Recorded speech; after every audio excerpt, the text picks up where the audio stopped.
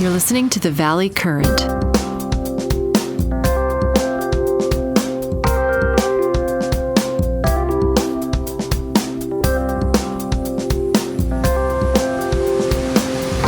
Hey, Steve, are you there? Welcome into the Valley Current. Hi, Jack. Thank you for having me. It's been a while. Of course. How have you been? The summer is about to start here. I guess it's technically started a week or so ago. Yeah, another year. Wow. It's amazing. And I guess we're all coming out of this pandemic, but sort of slowly is what I would say, based on what I'm seeing, the number of clients that are staying virtual. I don't know if you're seeing the same thing in your practice generally. Yes, indeed. People have gotten used to working from home, working on Zoom and Teams and WebEx and all the other meeting technologies that are out there. And the other thing I'll observe is I think we're headed to a 4-day work week, maybe 4.5-day work week. I mean, obviously in Silicon Valley, people work more than 4 days, but it's a much more flexible schedule, don't you think?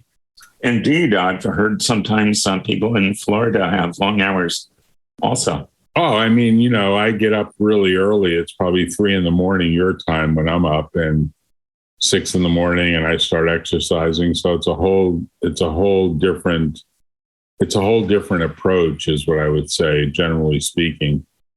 It's sort of one of these things where you say to yourself, what does it mean in the big picture, right? In the very, very big picture.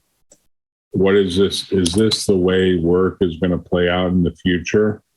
Like, that's the question in my mind, right? These are entrenched habits that we're talking about changing. Right. But it's changing, right? I mean, there's no question that it's changing, right? I would be unable to drag my associate back into the office, even if I tried. Well, the interesting observation I'll make is that Elon Musk went on public record saying, hey, if you don't come back to work, we're treating it like it's a resignation. And the interesting part is that people were like, okay, we're coming back to work, but our desks are not there anymore. They've reconfigured the space. So where do we work from? Like, if you were looking at Tesla as a company, as a successful $1 trillion company or whatever its market cap is these days, it's obviously been very successful. He demanded people come back to work, but according to the news reports, it's like you come back to work and it's like there's no desks, there's no equipment, everything's been moved around. Where do you work from? Like, it's an interesting problem to say to, when the CEO says come back to work and the people in HR are like, well, we weren't ready for that. The office is not ready for that. People can be more productive until we get the office reset. And then the other footnote I'll drop is there was a story in the newspaper that said the easiest way to shrink a big law firm or any law firm, and this is probably true for accounting firms, particularly big accounting firms, is demand that people work at least 3 or 4 days a week from an office. And you'll see a lot of them quit because they'll say, I can find work where I can work from home most of the week. And I like the freedom to do that. So it's an interesting way for people to, or companies to shrink, if that's really what they want to do. Maybe that's what Tesla ultimately wanted to do, was to shrink by making that demand, right? Accounting firms are particularly challenged because of the security requirements on our files and communications. And I personally run the IT at my office, and I've spent a lot of effort on it. And it's quite challenging. There's still, even 2 years into this, there are no made-to-order solutions that let people work remotely with multiple screens. Oh, so you're saying that Office 365 from Microsoft or Gmail from Google is really not sufficient? Well, the Google Drive and stuff can share data remotely on multiple screens using the person's remote configuration, the employee's remote configuration, but they don't share applications. So it's not the same as if you were in the office running the application the way you used to. Right. Because your view is inside of a big law office or a big accounting firm, we're batching them together because they're like big organizations, more than 10,000 people. Even if the lawyers are several thousand, or the accountant or the partners and associates, because there's all this staff ratio to people, right? It's like probably 5-to-1 staff to a licensed professional. I don't know if that number is right, but it's a big number. These firms are big, and they have big IT departments that are operating inside of a physical building with physical security and virtual security that's operating to avoid disasters inside that network, right? Exactly. And when you shift it to a home-based approach, it's sort of, hey, how good is the Wi-Fi that the particular employee is using? Probably without a VPN, probably without other security measures, probably theoretically open. I mean, not from a password point of view, but just open from a sort of spoofing point of view. And you would say that's a big risk for an accounting firm, right? It is. And the VPN stuff is not plug and play. It's not do-it-yourself project. You almost need a graduate degree in computer science or somebody from India. And that brings you back to the trust situation. Right. I mean, it's funny because what it reminds me of, we're in this Russian-Ukraine war, and one of the news stories was the Ukrainians were able to decipher the Russian messages because they were communicating on open channels that the Ukrainians were able to pick up in the radio communications. So even in a war like, or an actual war situation, when security is lax, then an outside party can take advantage of that information. And if you're in a big law firm or a big accounting firm, security is almost like a core competency. You can't easily delegate it, and you do have to take it seriously because there can be some massive ramifications. And your point, I think, just to close the circle, is that's a reason for having people come back to a physical location with an IT staff taking care of the building, right? That's your point, isn't it? It is. And circling back to the Tesla situation, they may not have quite as critical security issues. Have you heard anything about the flirting with bankruptcy discussion? With Tesla? Yeah. No, I mean, I know that there's been some pundits of their stock saying, look, they're expanding so quickly. Can they actually keep the sales ramp going because they're essentially burning so much cash? And he kind of hinted at some meeting recently that we're losing billions of dollars, but we're growing so rapidly that we can kind of make it up in volume. But no, I have not seen the bankruptcy analysis. Is there a suggestion that Tesla might be essentially running out of cash? There have been comments like that I've been seeing, but I haven't been following it closely. There was a recent decision by Musk to lay off 10% of the staff, and the speculation is that that's to help control costs. Well, I think that he's insinuated that the competitors will be in bankruptcy. So Rivian, which is the truck competitor, and Lucid, which is the high-end luxury version competitor.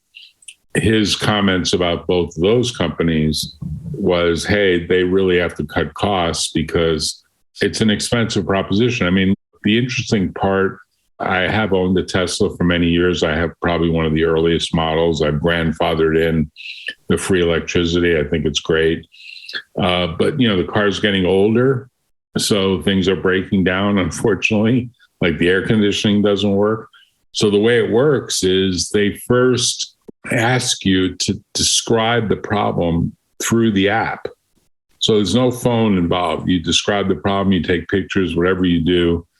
And then they can look at the data from their end to see that, yeah, you had the air conditioning on 69 as you drove, and inside the cockpit, it was 85.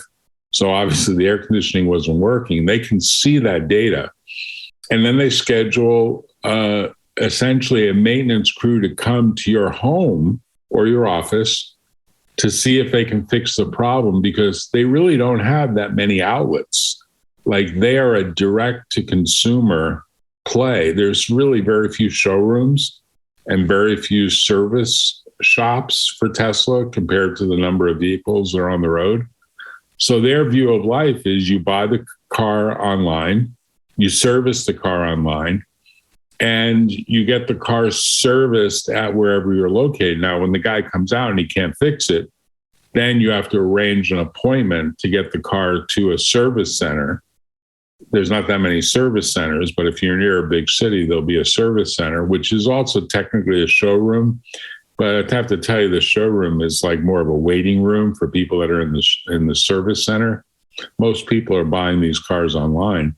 And the point I want to make in this is, you could argue they cut out all of the costs associated with running a sales operation with commissioned salespeople.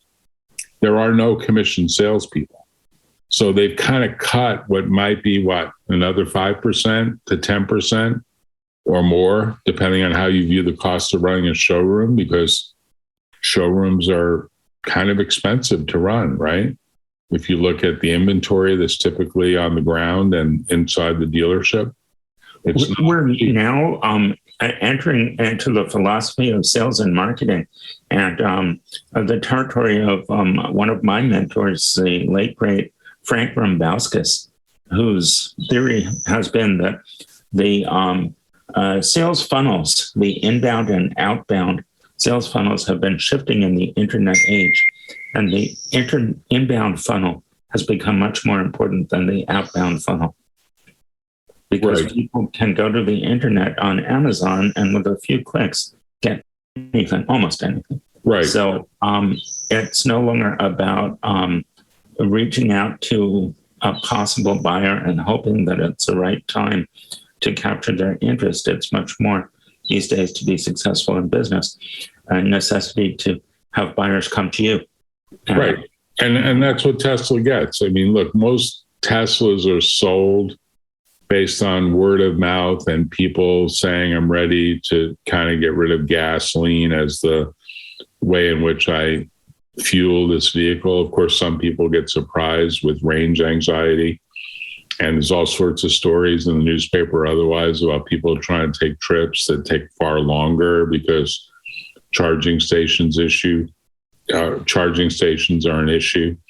But conceptually, I think most sales happen word of mouth, and then people going online, and then they put in an order, and basically there's no real sales effort. It's all driven by social media and individual choice.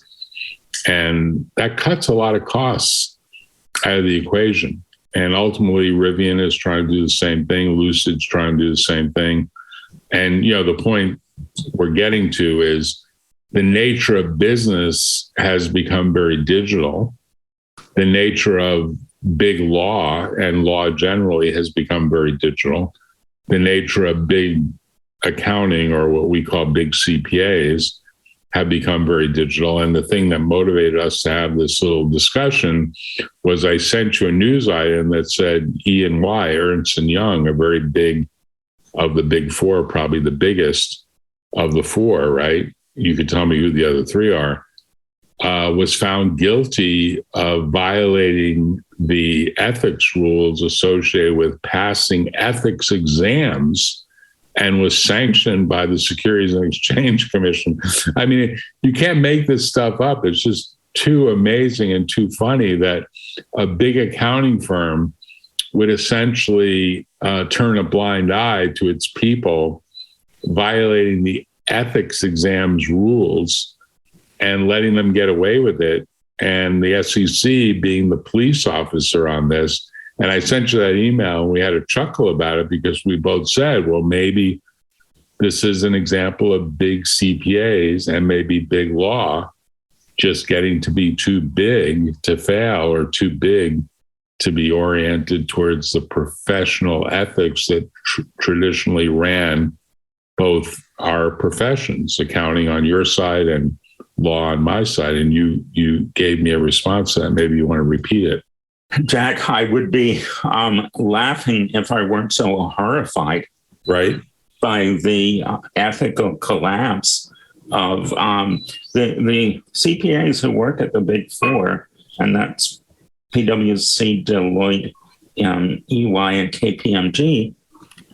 They are essentially the money cops, the people who regulate the markets and the companies that seem to be running our world, and to make sure that there's no financial funny business. Right. You would say those four probably have 80% of the Fortune 2000, maybe even 80% of the Fortune 5000 companies. One of them alone, PwC, has over 75% of the Fortune 500. Wow. And each of these Fortune 500 companies, Fortune 2000 companies, use at least one of the Big Four. Right. Companies get built through mergers. And so if one company was using KPMG, another company was using Deloitte, and the third was using PwC, then they merged. Well, now none of those three are independent, and you need EY, the fourth, to take over. Well, what if you had four companies using the four different firms and they merge? Or what if they use one of them for consulting purposes? Now you've run out of international accounting firms that are competent to handle a multinational operation.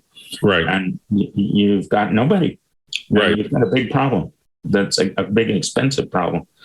Well, there is a second tier of accounting firms, but they probably don't necessarily have the international experience, right? Right. Like, what is it, Grant Thornton? There's a whole like second tier of firms. I mean, I keep wondering when in the next maybe 20 to 50 years, we'll see something similar in law firms where there's like a big eight. I mean, I remember historically there was like a Big 12, then Big 8, then Big 6, then Big 4. Like it kept shrinking. Maybe that's what's going to happen on the law side. Some degree of consolidation. We haven't really seen the same consolidation on the law side that we've seen on the CPA side. I'm not sure why that's so. I think maybe some of the accounting consolidation has happened through audit failures, where one of the firms botches an audit so badly that it gets shut down. So like Arthur Andersen, you would say, used to be one of the Big Six.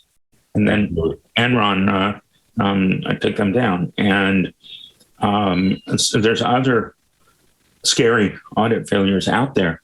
Right. And how do you discipline a firm that's too big to fail for botching an audit? Right. And you could say when you're down to 4, there's a reluctance to have it come down to 3, because it almost looks like, well, you've forced the closure of another firm, but that's consolidating power in 3. You want to go in the other direction. You'd like there to be like 20 or 30 or 40 or 50 different firms. And my sense of law firms is that they have a much harder time giving up autonomy, power, control, whatever you want to call it. And so accountants tend to be more like, hey, we can consolidate, save money, have more clout, and they're less concerned about their autonomy.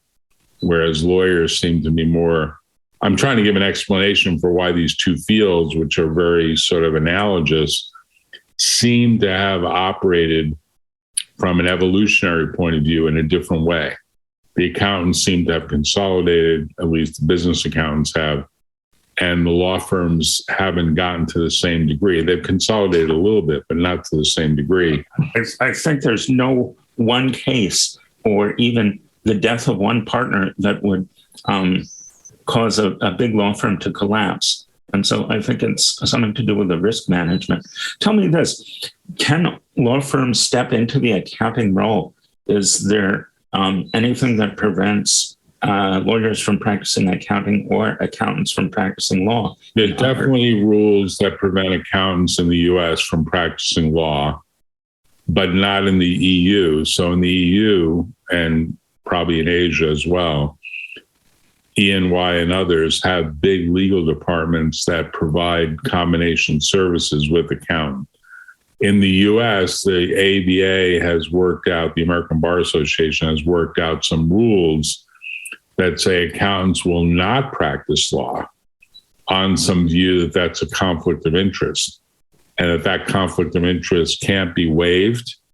It's got to be accepted. So the lawyer has to be independent of the accountants.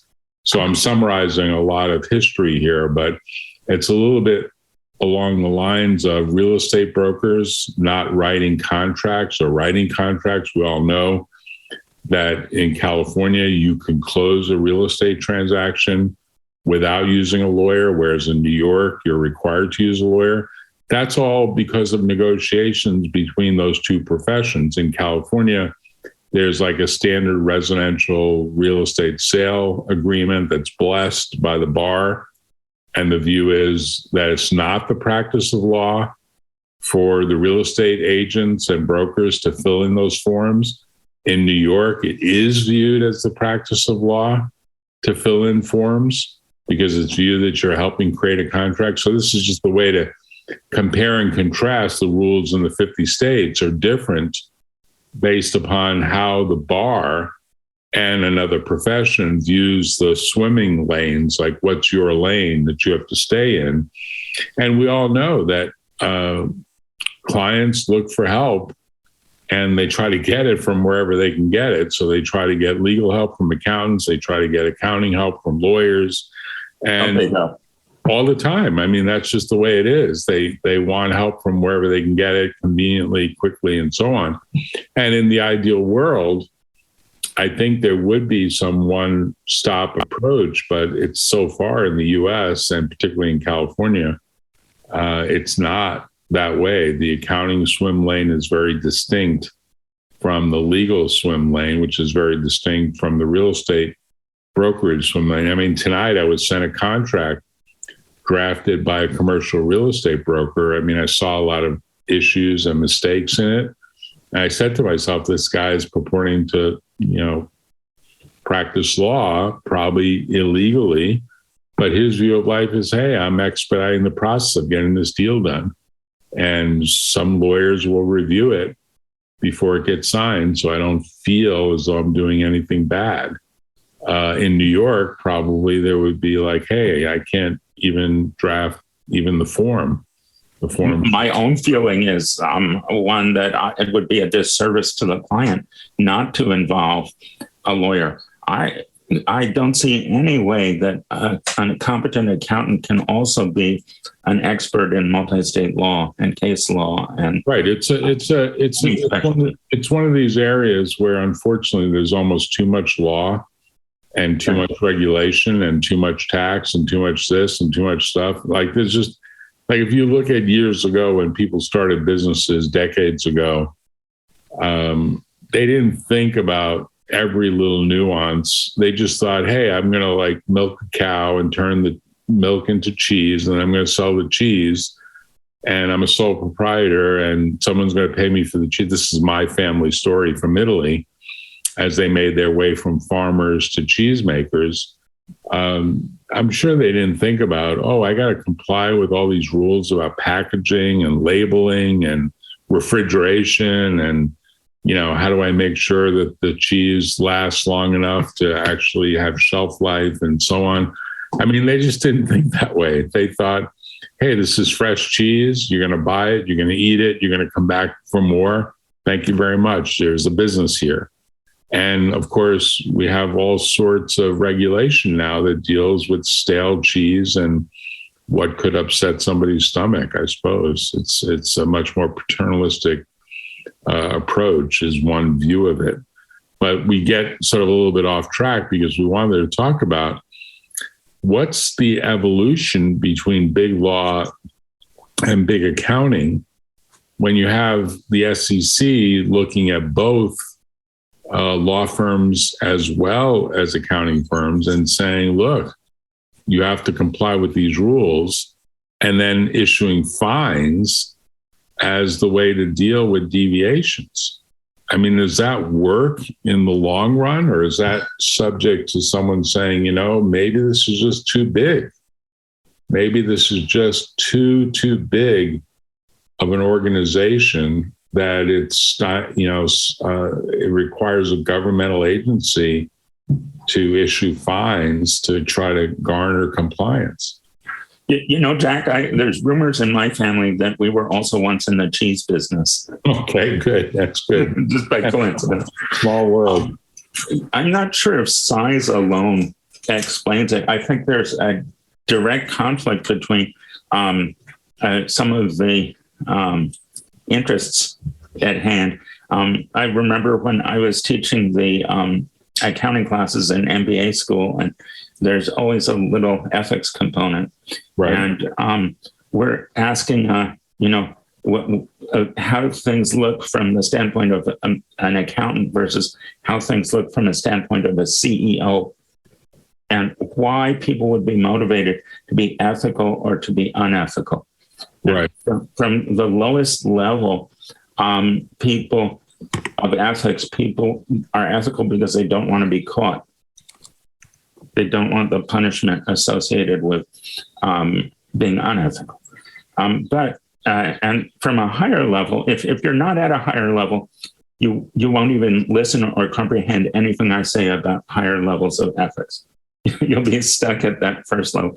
But then there's a speculation about why people are ethical and why people are unethical. And, some people, and this is completely alien to the way accountants think, but some people will be unethical because they desire the excitement or the challenge of getting away with things.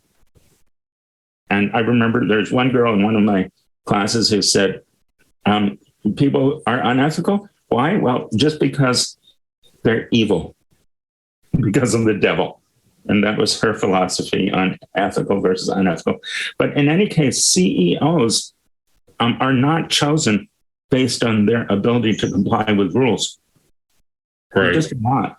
Like, you go to any board or any compensation committee, and how do they choose their next CEO? It's not the person who scored the highest on their ethics tests or their rule compliance history. It's not a driver to avoid this kind of front page headline, which I'm putting on the screen. Sure. EY to pay $100 million SEC fine for employees cheating on ethics exam. This is the item that I forwarded to you, which is essentially today, June 28, Tuesday. Professional service firm, they don't even call them accountants anymore, professional service firm Ernst & Young agreed to pay $100 million fine. That's not chump change. I mean, that's basically big bucks. On Tuesday, after admitting that dozens of its accountants cheated on ethics exams and that the firm misled, sort of covered up, federal regulators for months about its knowledge of the practice. I mean, look at these small numbers. The SEC found that 49 EY audit professionals sent or received answer keys to ethics exams required to become CPAs, while others cheated on various continuing professional education courses required to maintain their licenses. This action involves breach of trust by gatekeepers within the gatekeeper entrusted to audit many of our nation's public companies. I mean, this is pretty embarrassing, right? 49 people causing 100 million, at least 49. It's probably bigger. Let's call it 100. But it's like $1 million per professional. It's not chump change by any stretch. It's a lot of money. And I don't know that EY has provided a good answer other than what, these people are under too much pressure? Like, what's the real culprit here? Is it, it's all about money? It's all about how you spend your time. People can't afford to study for these courses. These are smart people. They could pass, right? I mean, it's not like they need the answer key. They need to put in the time to study the material. Actually, the ethics test in California is quite challenging. I once worked next to a lady who had taken that ethics test 5 times. She passed the CPA exam, and she took the ethics test 5 times, failed 5 times, and gave up on getting her CPA. The trouble is that with these tests, they're much closer to a bar exam than to a grade school exam.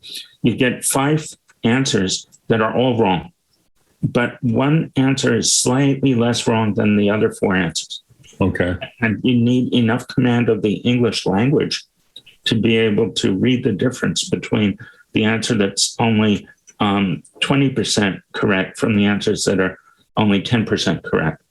And coming from another country as a child, she did not have the English language skills to be able to read these questions carefully. So the ethics test was a real barrier for her. And I'm not going to defend the people at EY. In fact, I take the opposite perspective, throw the book at them.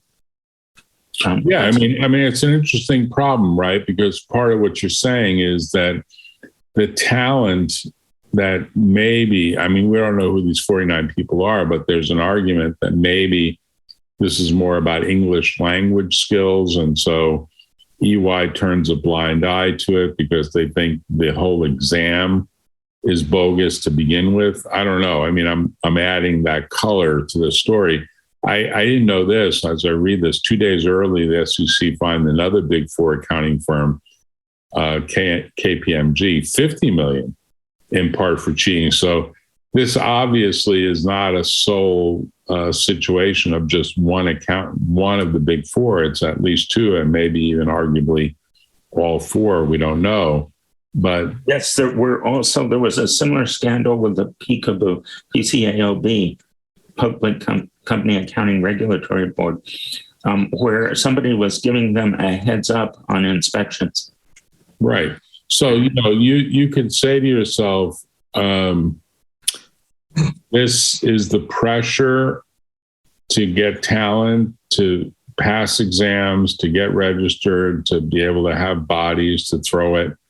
You could argue this is to some degree the effect of consolidation. You need more people. The people may not speak English as a first language. The exams are viewed as perfunctory. I don't know. I mean, I'm adding all that color, but, conceptually, it is sort of amazing because remember, the analogy that's out there to some degree is there's all this cheating that goes on with parents trying to get their kids into college. The criminal litigation that has transpired where bribes have been taken as ways to get kids into college on various sporting teams that there really aren't qualified to render sporting activities in, but it's a way to get them scholarships or to get them into a university. And I think that litigation has resulted in mostly convictions. I guess one guy got off recently in Boston, but conceptually, it's like a cheating society. It's a problem. It's right? a huge problem. There was an article some time ago, a study done. What percentage of CEOs cheat at golf? And the answer was about, if you Google that sentence, what percentage of CEOs cheat at golf? It's about 85%. And most of them will admit to cheating at golf. That's just a hilarious research. I'm putting it into Yahoo right now and seeing what it says. 55% admit to an act of cheating in golf. So, yeah, I mean, it's an interesting statement, right? Because the schools are part of it. I was teaching in the MBA CPA program, and I discovered I had one class where half the people were plagiarizing, and I did the recommended, conversation in class, to discuss the rules of surrounding plagiarism to be sure everybody really understood what was required, that an original assignment was required. Right. And then I expected the next week we'd be fine, but no. The week after my conversation in class, again, half the people are cheating, many of them from a different culture. Right. I'm not going to name that culture, but so what's my next step? I follow the rules. I go to the dean and say, hey, we have a problem. And we need to send letters to these kids and give them an official warning. And if they do it again, they're out. They get expelled. Right. But at this for-profit educational institution, that's not the way things are done. And so instead of following the policy and the rule book, I get notice that, hey, I'm being replaced as instructor with someone. Stay tuned for part 2 of this episode of The Valley Current.